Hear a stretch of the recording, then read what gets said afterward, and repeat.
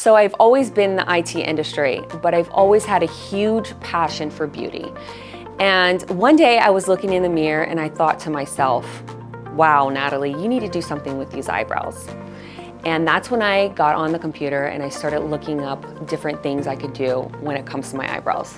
That's when I came across microblading. My mind started running like rapid and I thought, wow, if I could really help people that have fought cancer or people that are dealing with alopecia and they can't grow back their eyebrows, I can give that back to them and give them that confidence that they're looking for. So that's when I went and I got the microblading done myself. And it truly was life-changing. I was like, I'm going to get the course.